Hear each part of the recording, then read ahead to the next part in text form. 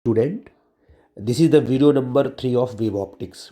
बेटा अभी इसके पहले हम लोगों ने लॉज ऑफ रिफ्लेक्शन को on the basis of wave theory हमने क्या है एक्सप्लेन किया था।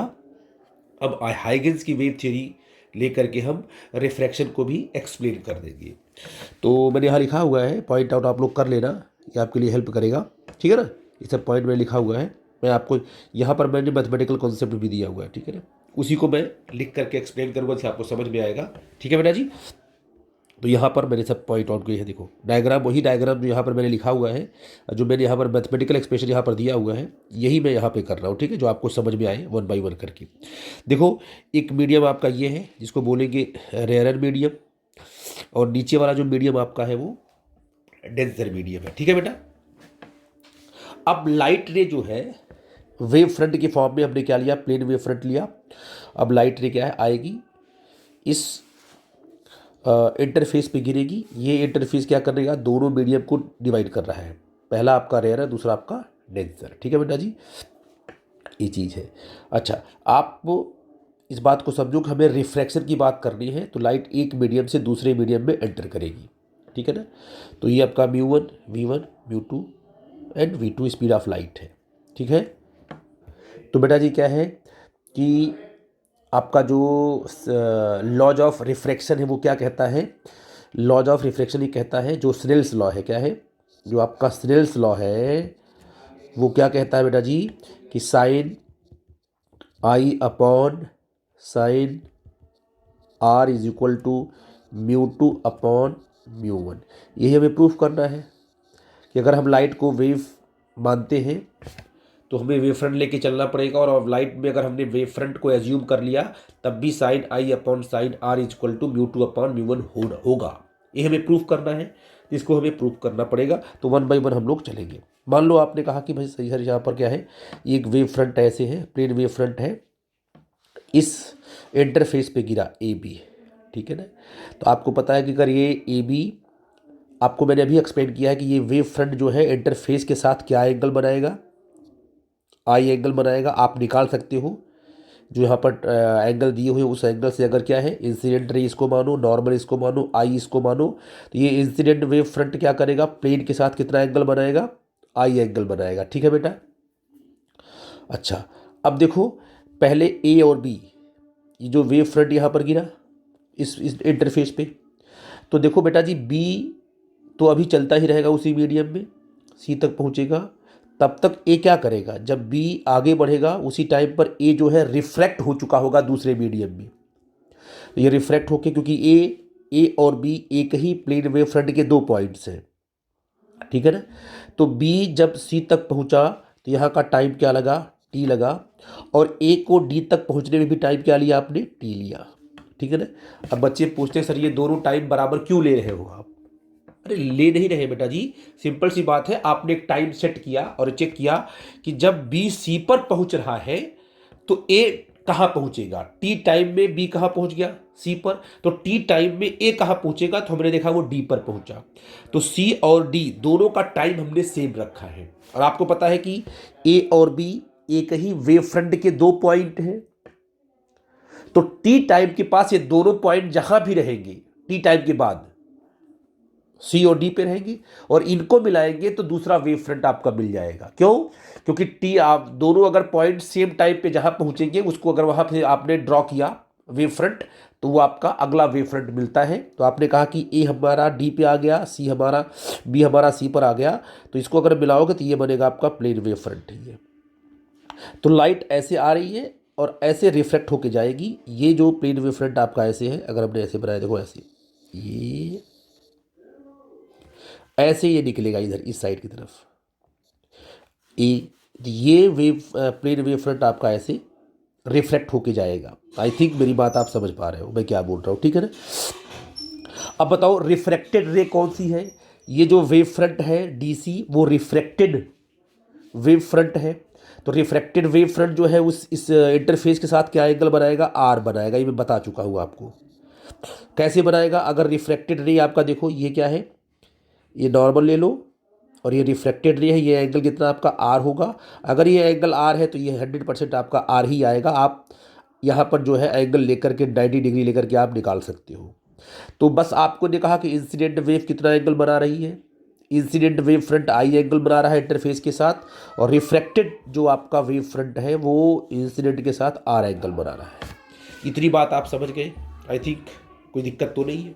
ठीक है बेटा जी, हमको ये प्रूफ करना है।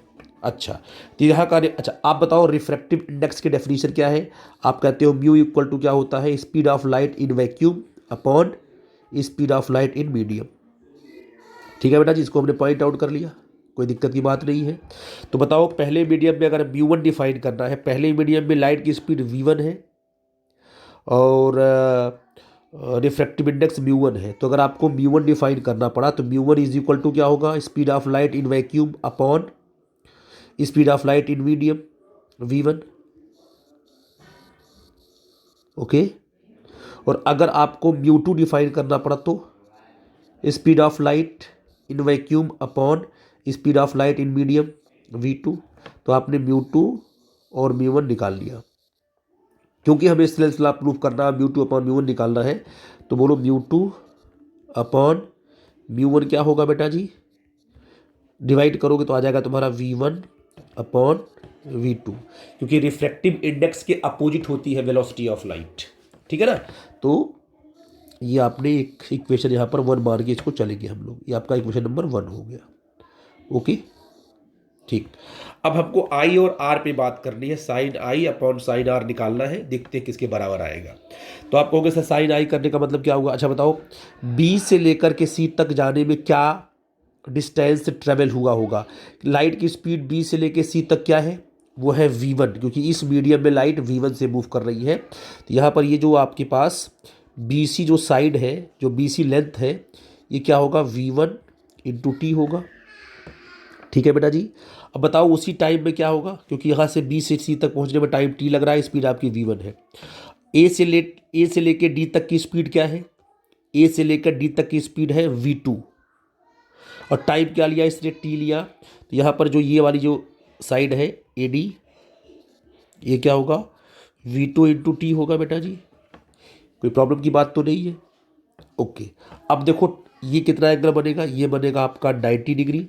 तो 90 डिग्री के सामने वाला होगा हाइपोटेनियस, और ये एंगल बना इसके साथ, ये बन जाएगा बेस, ये बन जाएगा आपका परपेंडिकुलर। ठीक है बेटा जी, तो फ्रॉम ट्रायंगल क्या है, ये जो आपका ट्रायंगल है क्या है, ABC है ना, फ्रॉम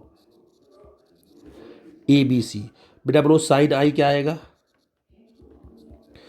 परपेंडिकुलर अपॉन हाइपोटेनियस क्या है, परपेंडिकुलर BC है अपॉन हाइपोटेनियस, तो BC upon hypotenuse AC। BC क्या बेटा जी, BC है v1 into T upon AC। ठीक है ना, ये आपने निकाल लिया साइन आई।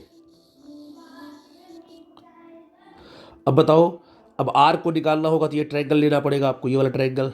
तो फ्रॉम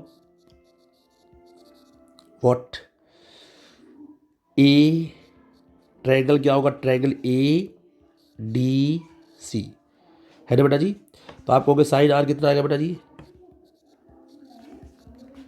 इसमें क्या होगा, ये बनेगा आपका हाइपोटेनियस, ये आपका बन जाएगा बेस, सॉरी ये आर है बेटा ना, ये आर है तो ये बन जाएगा, हाँ ये आर है तो ये बन जाएगा बेस, ये बन जाएगा परपेंडिकुलर।